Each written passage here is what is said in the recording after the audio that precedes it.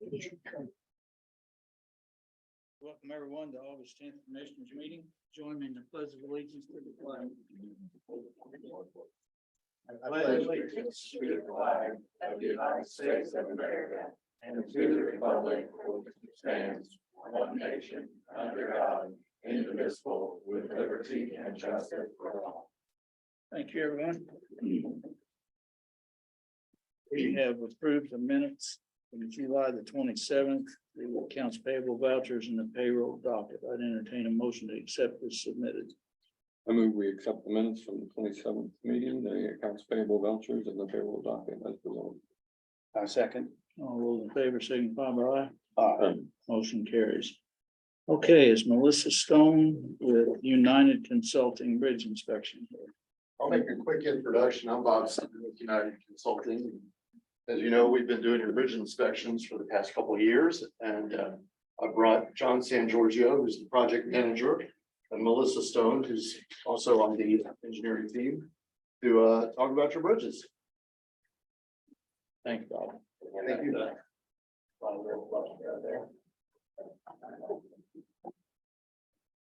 Right, with this little brief, not the most exciting topic I know. Like Bob said, I'm John San Giorgio with United, and this is Melissa Stone. Our firm's under contract to provide inspection services through county bridge inventory. And the contract covers a 2-year period, which started in November 2022. So we did the technology. There we go. These bridge inspections are required by the Federal Highway Administration every 2 years for any county bridge that's not owned by NDOT with a span length greater than 20 feet. These inspections keep the county in compliance with federal standards, and as long as you are, the county is reimbursed for 80% of the contract cost. This evening, I'm presenting the bridge inventory based on our findings from the first phase of inspections, which was completed in December of 2022. The report contains several summary reports that are useful to the county in understanding the condition of your bridges, including an updated bridge asset management plan,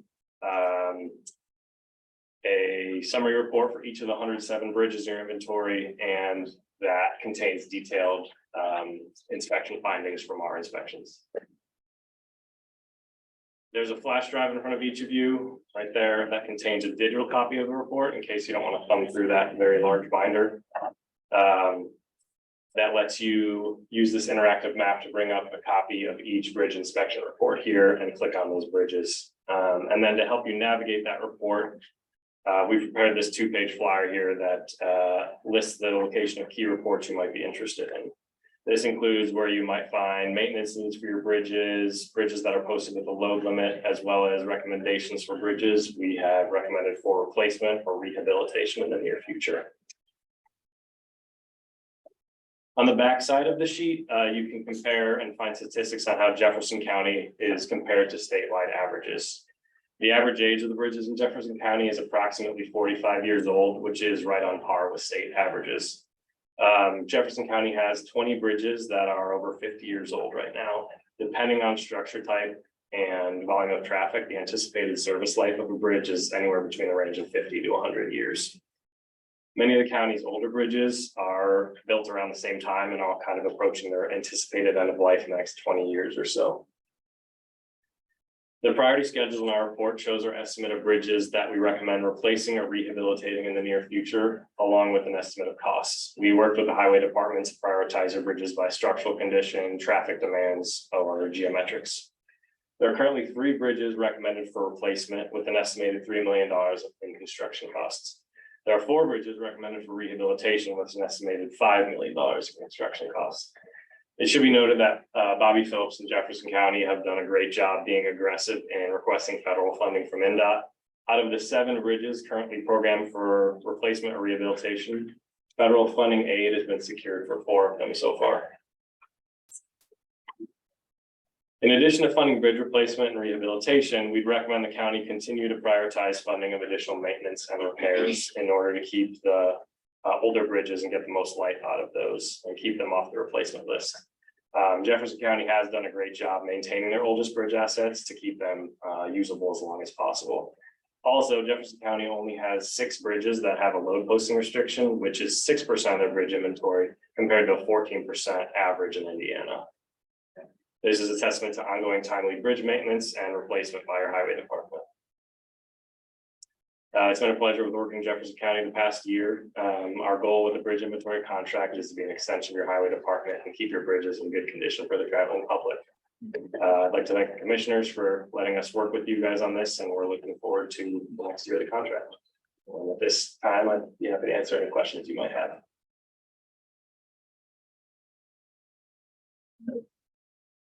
Good. All right, good deal. Thank you. No problem. Thank you, commissioners.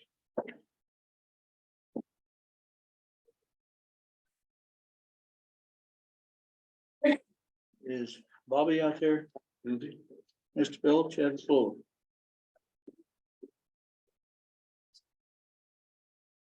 You want me to go ahead and do my part? Sure. Is that what you're asking for? Yeah. Gotcha. Well, I can do that. let her- Thank you very much, John. Appreciate that report to the commissioners. I'm sure they were happy to hear from somebody other than me. That was very good.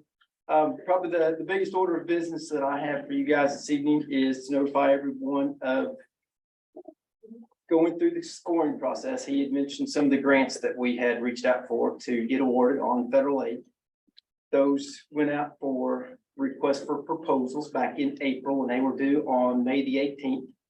We've got all those scored, got all the scoring and everything to NDOT, and I got their letter back that I could go ahead and award those. So I have notified the award recipients or consultants that we'll be working with. The first one, I'll go ahead and read these. There was 3 projects that we put out. The first one was DES number 220-1624. And that is the bridge on Clifty Hollow Road over top of the railroad tracks. The highest scoring consultant for that project is SJCA. The next bridge was DES 220-1625. And that is the bridge on Clifty Hollow Road over Crooked Creek. The highest scoring firm for that project is BLM. And then the third one is DES number 220-1626, Clifty Hollow Road Bridge over Clifty Creek. And the highest scoring consultant on that one was United Consultant. I'd also like to give a huge thanks for other consulting firms that had a lot of interest in those and submitted letters of support. And letters of interest, that being USI, Volker, BF&S, and Structure Point. Just a quick update on some of the road projects that we've had going on. We've got quite a bit of chip sealing going on. Paving has been pretty well completed on CCMG. I think the only thing I've got left on it is some pavement markings. There'll be some thermoplastic to be put down on Dawson Smith there in front of the railroad tracks. And on the Code Central plant recycling projects, there are still some shoulder stone that we'll be putting down those recycled millings on that as well. That'll save us a few more dollars over the stone we had to purchase since we had some of the milling still left. And then with the storm damage, Mother Nature just can't decide what month we're in. So some of the storm damage has basically been quite a few tree limbs and a lot of trees to clean up, but that's kept the crews very busy. One other announcement that I also wanted to make with your all's permission, we'll have a truck at Hanover. The town of Hanover is having a Touch a Truck exhibition. They were going to send me a flyer, but they're going to have fire trucks. I think there's an EMS, an ambulance, a few others they mentioned. They were wondering if they could use our garbage truck as well as our snowplow truck. I told them they probably don't want our garbage truck on Saturday because it'll still be full from Friday. So we better scratch that one. Hopefully they reached out to the city of Madison and found something just a little bit cleaner than ours, but we will have a plow truck over there. One of my foremen will take that over there for us. Have that there for a few hours. I think that'd be good for the community to see that. And they wanted one with the plow and the cinder box and everything in it. So we had one that was still sitting there. So I see, I think we can make that happen fairly quick. That will be on August the 19th. That's kind of quick and dirty. John's already summarized the rest for me. Unless you guys have any questions for me. Thanks for being on top of those bridges. Well, that credit can't go to me because those have been around a lot longer than me, but a lot of that goes to Danny Vance and Absolutely. my predecessors and Yeah. keeping them going and what they've kind of taught me, and I've been able to pick up and learn from LTAP and Road Scholar events and the trainings you guys have allowed me to go to and to benefit the county the best I can. Okay, Thank you. thank you. Is the sheriff out there by chance? No, don't sing. I guess you're up next, Trish.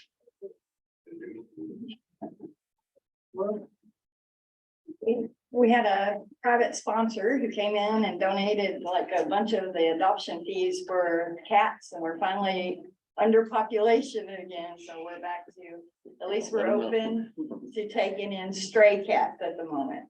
I do have a bunch of upper respiratory going on with some of the cats that I have up there, but we're on it. We're just gotta let it run its course. Dogs, we're still about 18 dogs. But adoptions are just kind of trickling here and there, although our longest resident dog who had been there 289 days just got adopted yesterday, so. He looked happy. You know, he was excited to get out of there. And then we were just approached today by the state vet. She is wanting us to start collecting ticks to be sent in to be tested because we're getting a new tick to the area called the Asian longhorn tick. Basically, they're tiny. It's hard to see in that picture, but it shows it on that thumb. They're not big as a deer too. No, Really? when they're full of blood, they do grow up to a miniature pea, they said.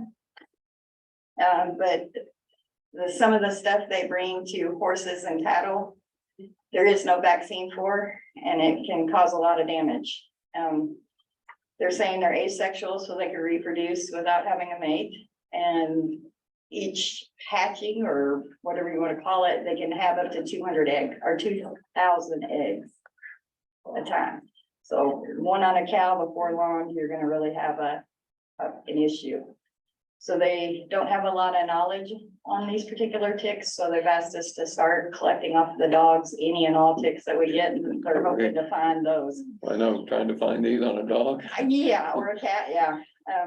So, but if anybody hears of some abnormal ticks on some cows and they need them collected, let the shelter know. We'll come out and do a collection to help them with their research.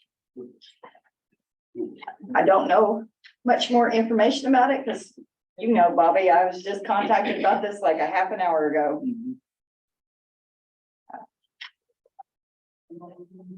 We're doing pretty okay. I finished up otherwise. Do y'all have any questions about it? And I appreciate the trailblazer. Yes, Right, it helps. it does. It does. We put it to use already. So thank you for that. Don't forget your new security system. And we got our cameras back up and running, please. So we're all secured there. So it's actually starting to go up and up. And 2 signs from the community. Yeah, the community foundation, put up there in honor of signs around the kennels and the fencing where they donated to Health Pets. I need to get pictures and get that online. I was just referring to you. Okay, thank you. Thanks. Thanks. Mr. True, EMA. Thing on for you here. I think a lot of the stuff we probably already talked about, maybe you're there not in the council meeting, but FirstNet, iPaws, National Weather Service, and our rave system, that notification first record had to be changed. It's within so many days. We get a little bit of grace, but we got it all changed. It's all working now. It's fine.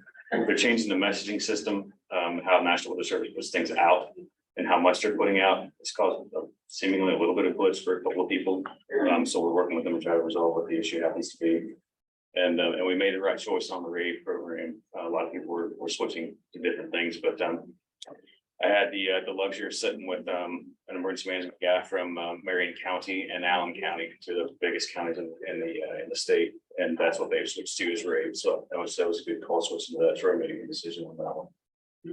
We've asked them to come down and do some training with us for our office and also the 911 dispatchers as well, so that we know we can get the best information out to guys as we can and a lot of it. Lots of that information comes in and does itself, dispatches itself through the system, which is good. But like road closures, things like that, we have to go and do some manual entries. So some of that process has changed a little bit because of the messaging systems. So if anybody is having any trouble, then please give us a call to the office and we'll try to get that figured out and work it out for you. Several of the computers in the EOC won't update any longer. I said some holdovers from quite a few years ago. I think Windows 5 is what's on there, and they're just not updatable anymore. We've got plenty to get us through. The IT group came up and updated the ones that we had that are working fine, and we got them placed in there. So I think we're good. I don't think we'll need as many as we had, but at some point in the future, let's start taking a look at replacing some of that technology. Did have a good conversation with ETC. That's the group that put the security system, the badging system, and the camera system in here. That discussion kind of fell off a little bit. It's hard to get a hold of Trent. They've got a lot of stuff going on. They lost a network guy, is why they kind of disappeared. So I did what Jerome Morgan would do and picked up my phone and dialed some people that I knew were friends, and talked to a guy just retired from the hospital. And they're talking now for doing some part-time work for them and all that bit. And they're going to come and give us an estimate for the logistics building and the health department. And so that's back into play, and that conversation I think is going to roll into something getting done. I didn't get a chance to talk to Bumper today about the wall project. I think they're supposed to start sometime after the 25th, but I'll get a firm update on that next week and find out when they're going to get started. The brick pre-grant process is due in September. So if we have any places, need to schedule some time with Bobby to find out if we have some spots where we just take a look at doing some mitigation and or some pre-work for that, then we need to get working on it pretty quick. The mayor mentioned Cricket Creek downtown, and about that being a pretty sizable mitigation area that we have, because the Corps of Engineers have been here a few times about this, so now's kind of time to get involved in that whole process. I talked to the Coast Guard. I said what his rank was. I'd get it wrong so long. But I did talk, representative. yes, Coast Guard representative. I did talk to them for probably about an hour or so. We talked about, the whole boat grant thing and all of this. And in fact, there really wasn't anything on this end of their sector. And so they're, pretty anxious to start working with us, and the guy was full of information. So he's adding us to the list of when their meetings happen to be. So we'll go to those port meetings and get involved. But now's the time to be working on the process. The grant application stuff is closed now, but we'll open in the spring. So we need to start working on that boat spec and really decide what our mission is going to be with that thing, and really try to narrow down what a boat spec that we would need for what we're going to use it for. So that we're prepared when that thing opens up, that we got something to submit and on bid, rather than try to get it all done pretty quick. Well, VOC, they're going to come down from Indianapolis. They've added a lot of new things to that program. So we're going to come down and give us some training on that as well. So when we're updating the statewide system about what's going on here, then we'll have the new updates for things they've added. Signed up for a handful of FEMA classes. Those are going pretty well. Sometimes a little dry information, but it's a lot of information, which is good. We've got to go off a lot of good toolkits and things like that. So I'm happy to have been through some of those classes. AEDs, that those are locked up at logistics. Rick took those out there last week, or just a couple days ago. So we're still in the same one. I introduced the meeting here tonight that we need a policy about how we're going to roll these things out, where they're going to go, and how inspections will be taken care of and all that. So working on that with the state. So that should be wrapped up sometime next week, maybe the week after. And then once we get that lined out, then we'll start the implementation process. And was Troy the lead on that thing? I know that he had some folder in his office, and the lady from the company that we got them from mentioned Scott from KDH. Bethany Circle, you might mention they paid for it. Yes, and Bethany Circle did. That was a lot of 40 AEDs. I didn't even see the invoice for that there, but that's huge. And that gets these things out right in the community, police cars and different locations, stuff like that. So you got them. And I can speak to this at work. We had a guy that had a heart attack, and we did CPR on the guy, shocked him, and by the time we got him in the ambulance and halfway to the hospital, he was mopping 3 or 4 of us all over the back of the ambulance coming back to life. And I've not seen that. And I started doing this business in 1989. So I've never seen something like that happen. So they work. And if you get them there quick and get busy, then they work quick. So it's a huge benefit for us. And just heard a call go out earlier this morning about somebody that was, CPR in progress. So the faster we get these things, the better off we are. Duke Chief and Community Foundation grants been turned in. There's something else I was going to mention. Oh, Jennifer entered our SEER report that goes into the web EOC calendar. So all of our major events that we have throughout the county throughout the year go into that program, so the state knows what's going on. They can have an idea about what assets they might need to pre-stage and or be ready to move if we need those for whatever reason. So those dates are entered. That helps us a little bit with equipment from the state if we need that. I know we had some communication issues last year down during Regatta and Riverfest, I think last year as well, with cell phone coverage because there was just so much of the service down there getting eaten up by everybody's phones. Well, they have a spider tower they can bring in, and basically a portable cell tower they can bring in and put down there to help communication out. So that's something that we're looking at trying to get on the schedule for next year. I think IDHS is holding some training for us, and we've really kind of become that central hub for not only just distribution but training. So Region 8 is coming, and Region 9 are coming together at our logistics building to do some CPOD training, so that Indianapolis will bring things here for the distribution of that. They'll house it in our logistics warehouse, and then we'll pass that out to those other districts I was saying.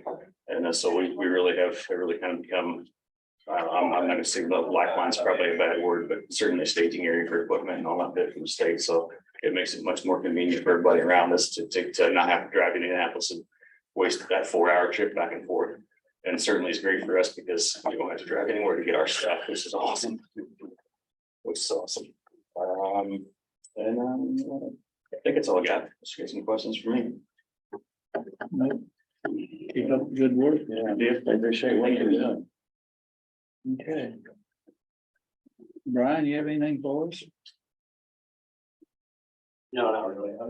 I went to the servicing meeting yesterday.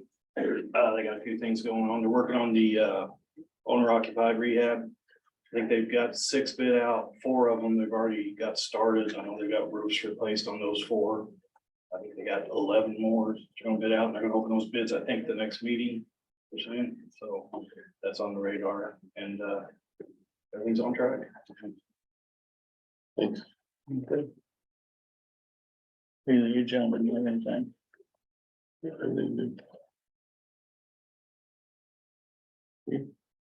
For the meeting, the August 24th will be the next treatment training update kind of meeting here.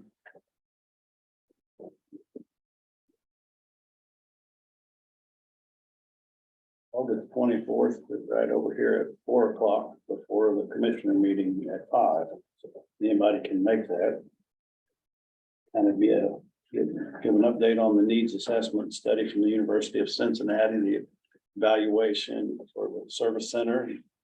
See if we can't get to moving a little on our treatment center.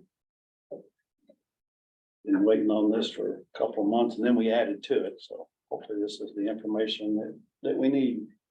That's all I have. Okay. I'll give a quick jail update. The fencing is to be completed next 2 weeks. They're testing and balancing the heat AC system and the chiller testing. Kitchen is complete.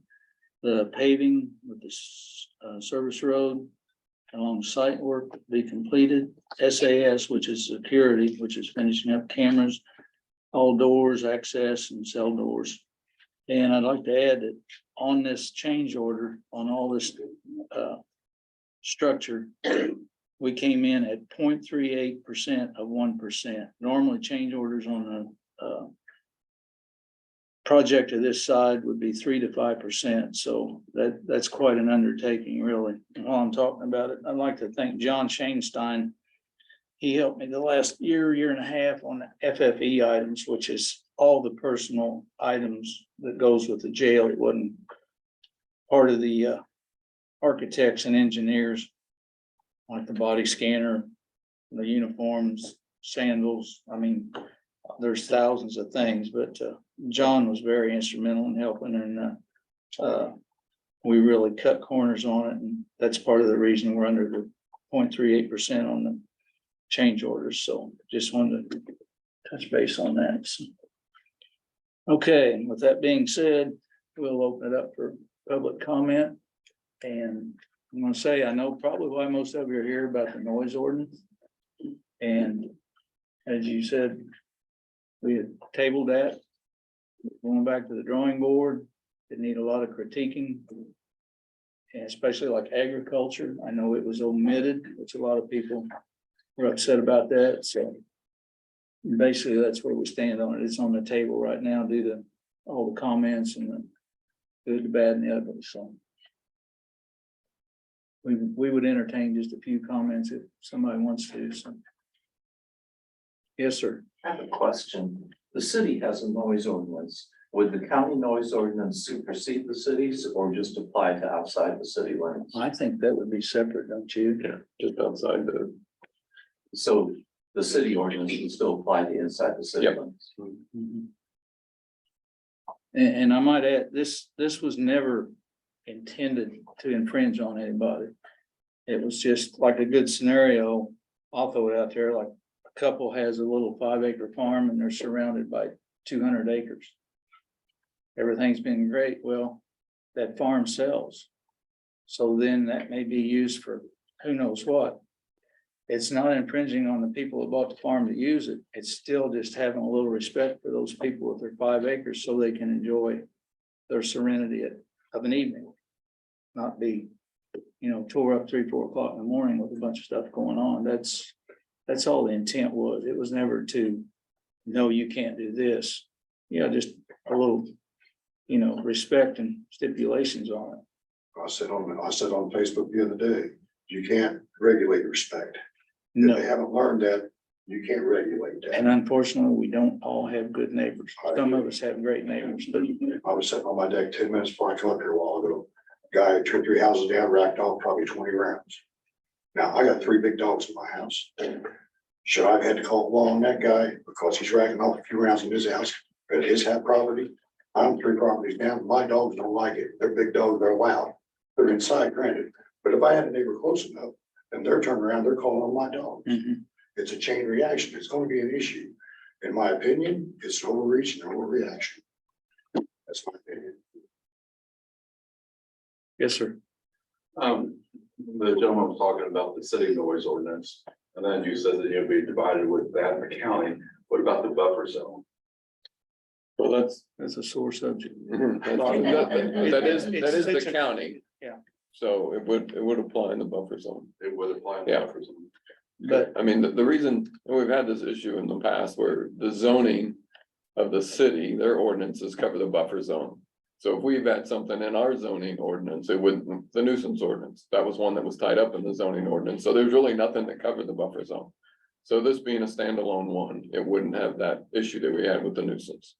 So, but I know there's a lot of businesses sure. within that buffer zone. Can you describe where the buffer zone is?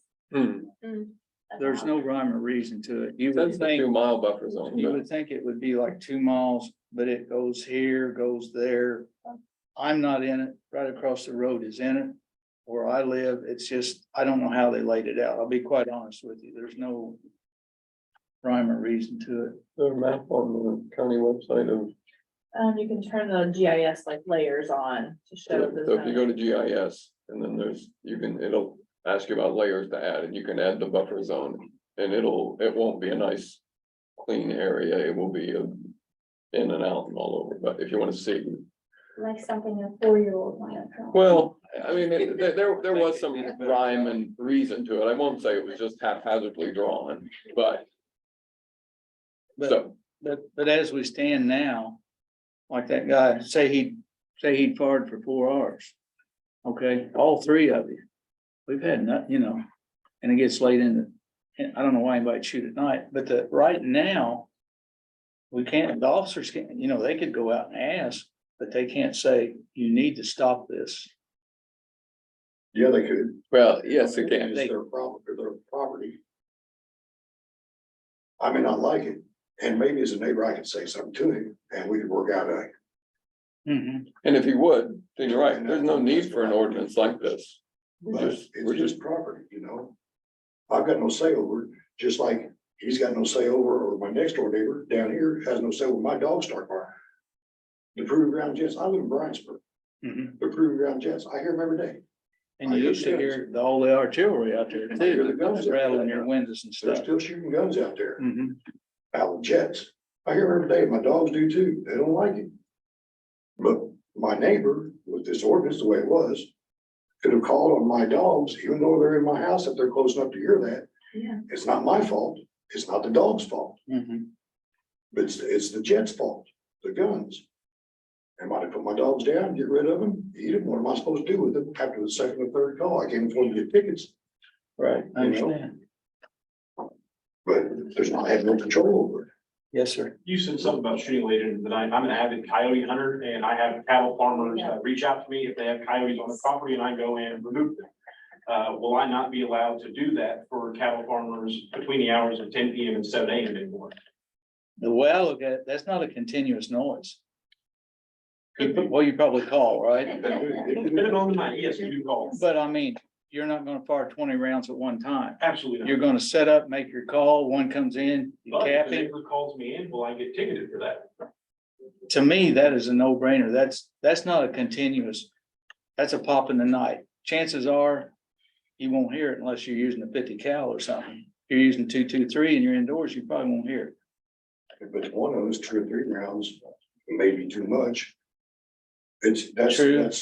That's, you know, that's everyone's own opinion of what's too much. Do you stipulate in the ordinance, anything over 5 rounds is too much? I agree. It's a hard subject. I mean, if neighbors treated neighbors kindly, we wouldn't need this. I mean, we wouldn't need a nuisance ordinance, you know? I mean, the nuisance ordinance tries to help you if your neighbor decides, I'm not gonna take care of my property for a year. And you have to deal with it, you know, I mean, that's why there's a nuisance ordinance, but this is kind of. Trying to use that a little bit to get to. Have something so you can tell someone, yeah, the police officer can tell them to stop. But there's really nothing out there that makes him abide by that, right? Cause he's gonna say, it's my property, I do what I want, but. And within the law, he's right. And right now, to shoot off a gun is within the law. So we don't need another law or rule. Y'all don't make laws like this, you make ordinances. Mhm. We don't need another one when it's already regulated. You know, that guy, if he's a responsible gun owner, he's not shooting in the middle of the night. If he's not a responsible gun owner, never talk to him, say, then have a problem. My property, don't disturb my peace. Well, it's my property, I'm gonna shoot my gun. They got to come to the court. We don't need the government telling everything. Yes, sir. Sounds like, maybe I'm trying to use it to regulate off-road parks from moving in. I don't know, maybe even shooting ranges and stuff like that. But if that were the case, there's better ways to regulate that, I would think, not just by a noise ordinance that affects everybody. You know, I mean, Yeah. I'm that 3-acre farm in the middle of, or 100 acres that surrounds 2 sides of me, that it just sold. I got another 300 acres on the other 2 sides, basically. And if I wanted to control what went on that, I would have bought it, you know? Well, If I wanted to. what control if you goes couldn't on afford to that. have bought it? What's that? What if you couldn't have afforded to have bought it? Then you're subject to whatever goes on there. I knew that risk when I bought my land and built my house. I knew I don't own the surrounding. area. I respect And- your, And I agree that it would be a major nuisance if somebody was riding off-road vehicle, whatever, all night long. I mean, I enjoy that stuff, but I don't do it 2 AM. But there's gotta be better ways to regulate that. okay. Terry, you had something. Yeah, there's a reason why people live in the country. I understand that. You know, when if somebody comes in and they want to live in the country, then they need to be neighborly. You know, if people communicate with each other, rather than saying, well, you're making too much noise. Rather than talking to me, they call the law. And then there's some people you can't communicate with either. That's true. That's, But do you penalize everybody for? Yeah. There's gotta be a better way than to do a blanket anything. No, it's kind of like the people, we don't put it all. Is there any data to support that this is something that even needed to be considered? Besides a few people thinking that they should get to control what their neighbors are doing. I don't think it's neighbor control. Like I said, it's just, right now, there's no recourse if you do have an issue, other than to get into it with your neighbor or So would that be put a up with civil, it or, huh? civil situation then, if it's me not liking my neighbors, which we've had bad neighbors? They moved, thank goodness, we I have would- for years. I think you had to have something to validate it, though, not just because you didn't like them. Well, your validation is basically saying if you don't like what I'm doing on my property, then I can be fined, but just because you don't like the noise, maybe I enjoy it. So I'm asking, is there data that shows that overall as a community, people are having problems with noise? Or is it just, A few isolated calls. that's exactly right? And you get one call a month about this, 50 calls a month about this, do you know? I get a lot of calls. I don't know about, That's what she's trying to get at. Is this something that a lot of people are complaining about, or it's just been a few here and there? And there was a lot of things in this ordinance that were written that were either very vague, was a way overreach. I mean, I agree with it's that. a specific situation. How you guys come up with the stuff that was in it, I'm not sure, but it was very broad, covering a lot of things.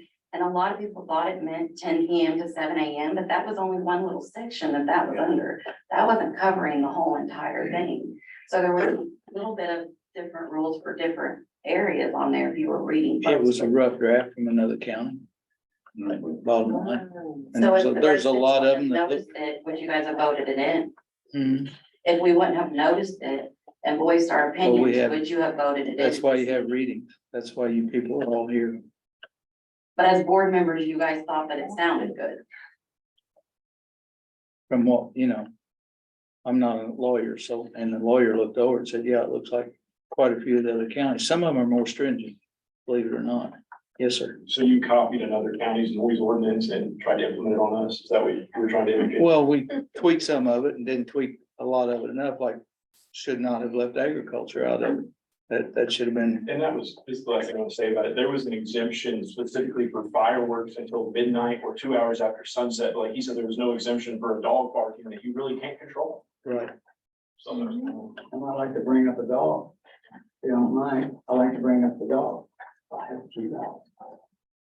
I live on 256. They be quiet, so everybody's sleeping. You get a tractor trailer coming through there, downshifting. And everybody goes off. What are we gonna do about that?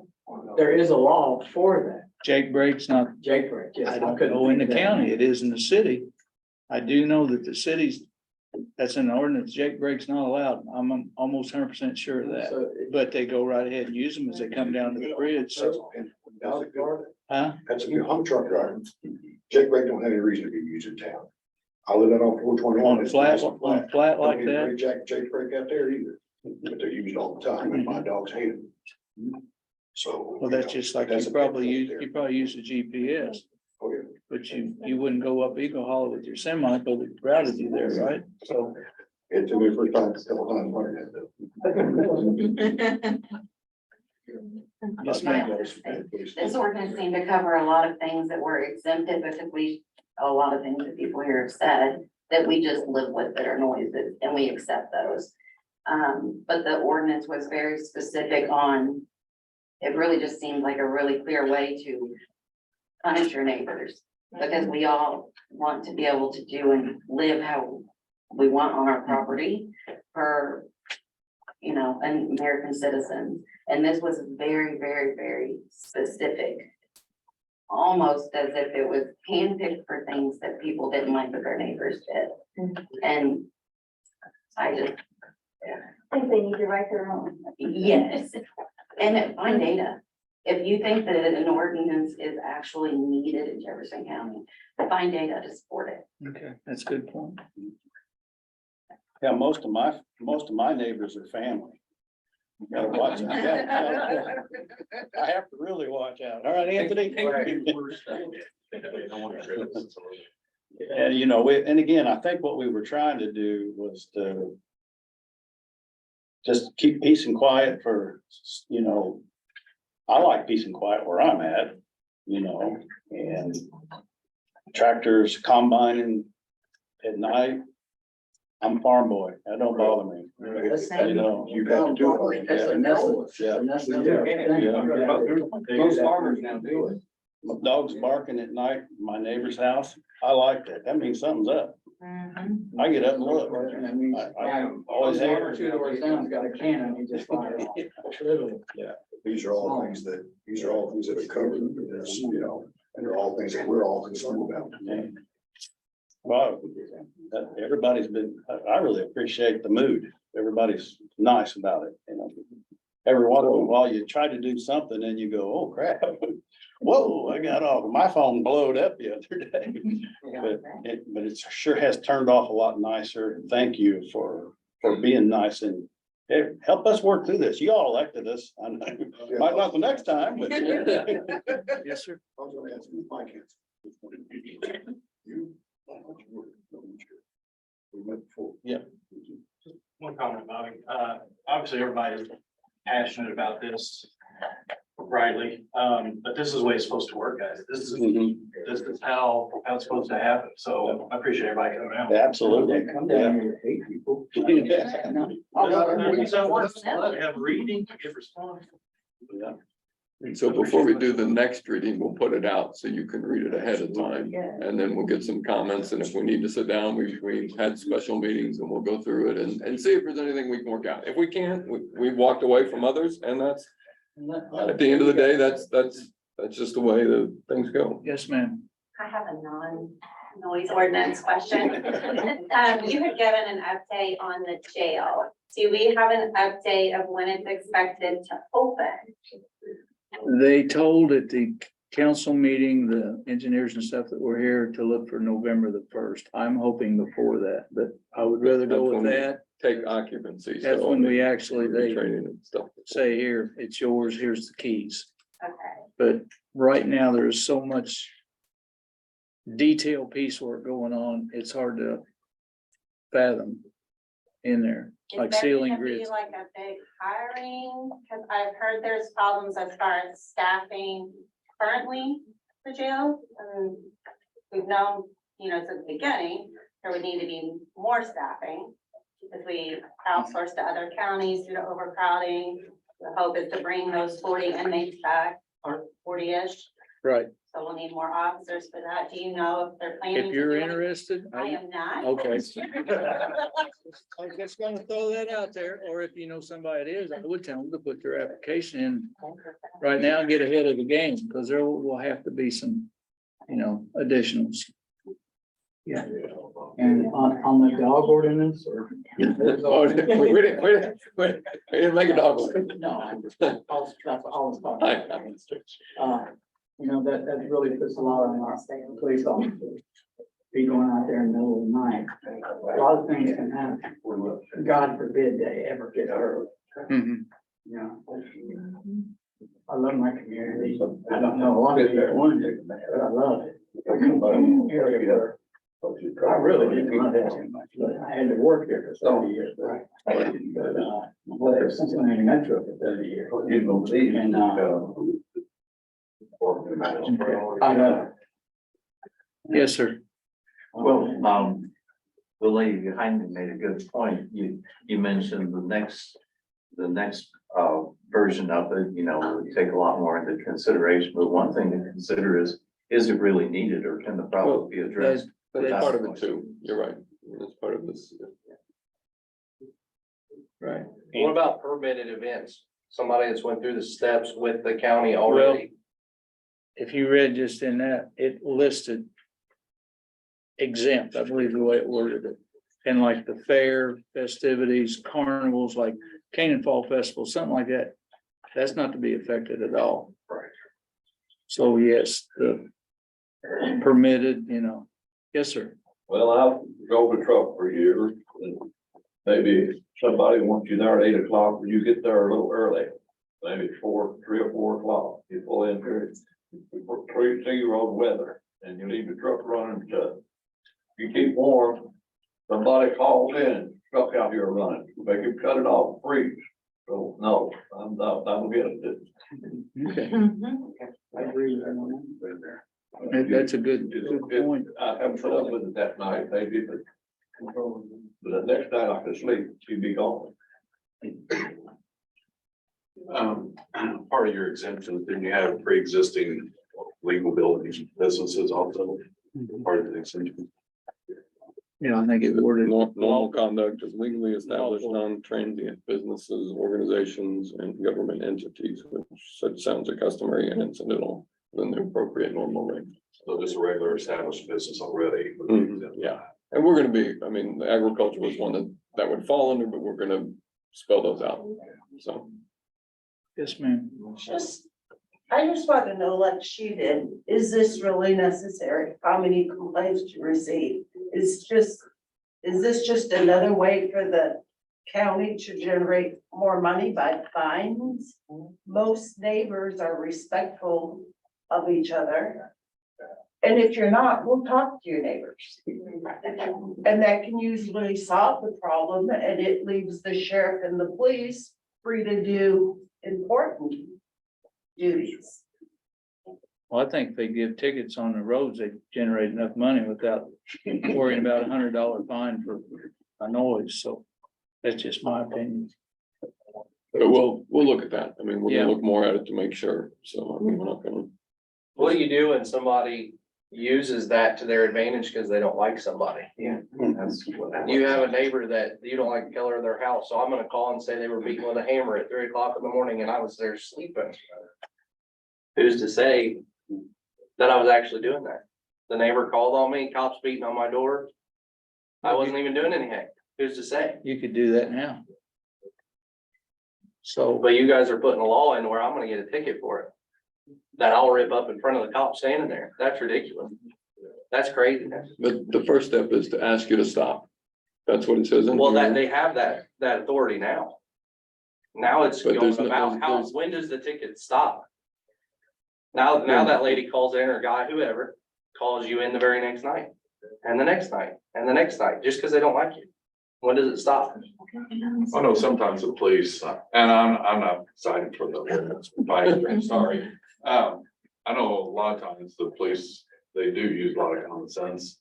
And if they'll drive by and you're not beating out there with a hammer, just plug on through. How do they know that I wouldn't just go to bed? And then that lady's continuously calling. Then You they- see what I'm saying? There's Absolutely, absolutely. out there, it's different than in town. You have witnesses for things. Oh, I mean, I've been there, that's the reason why I'm saying But you got a couple 100-acre farms stretched out. I'm all for peace and all that stuff. I'm right there with you. I am. But then when you start taking people's words for words and you're on 300-acre lots and there's no other witnesses, it's your word against theirs. Now you're bothering the cops and I'm being bothered in the middle of the night. I don't see how you're gonna regulate something like that. At the end of the day, there's plenty of real estate for sale in Miles Ridge, all across the hilltop, all downtown. If you're gonna move to the county, you need to adopt what's in the county. Just like if you move in from California or New York, don't bring your bad politics here. I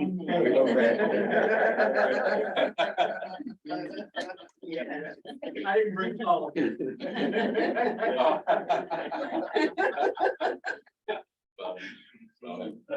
take a chill pill. I was looking on the internet before I came here and was talking about someplace in the northwest where they get a lot of snow. And this farmer would get up and he would plow his drive, plow the road and plow his neighbor's drives. But a new person who moved in from elsewhere called the police on because he was disturbing their peace, by plowing the driveway. You can do it before you let At it work. at 4 or 5 a.m. So then he quit doing theirs, and then they called the police and wanted to know when somebody was gonna come out and block the driveway. When they were waiting. when they're away. You talked a little bit about if you couldn't afford to buy the property that was for sale next to you. But a lot of the exemptions that are in there out where we live, so you have the Chelsea Jubilee. And you might say, well, that's been going on for over 100 years, but 360 whatever days of the year, it's quiet. And then you have that. Or the Chelsea gas station has, you know, got a fancy sign and it blinds us from down the road and there's a lot more traffic and a lot more noise. We've lived out there for way longer than that ever existed. And those are just progress that we live with and that we accept. And the ordinance is putting in, like you said, well, the neighbors can't do that, but that's kind of being a good neighbor is when you go somewhere or somebody else comes in, you learn to acclimate to a certain extent. And not try to restrict everybody's abilities. I'm for one glad to see stuff happening out in Chelsea. I grew up out there. I remember when there was a gas station, 2 grocery stores, a bar and a restaurant. All out there. Jackson's, Yep, Jackson's 3 and 1 and 2 Copeland stores. It was And a Snyder a store. lively place, wasn't Yeah. it? To say the least. I'm glad to see you doing something out there. Which is good, and you have to make, and you want things to change, but to have somebody saying all of these stipulations, but we're gonna exempt businesses. We're gonna exempt the planes out at there, this is exempt and this is that, but for all of you, the rest of you, you're bothering me, so you have to follow these rules, I think is a big part of the ordinance, because I mean, we're willing to give all these exceptions to other things, but then really restricting general life. Okay, appreciate your comments. Okay, if anybody doesn't have anything else, we're gonna wrap this up. I want to thank everybody for coming, your comments, your civilness, appreciate it. That's the reason we're here, so. We'll labor on and see what plays out. Okay. Either of you ladies have anything? Yeah. With my councilman, I live on Thomas Hill.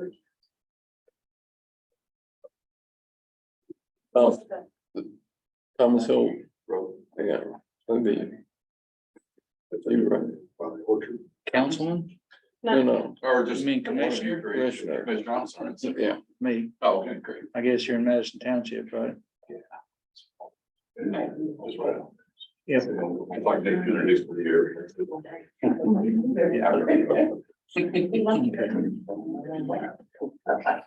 I make a motion, we adjourn. Everybody say I agree with that? Everybody signify by.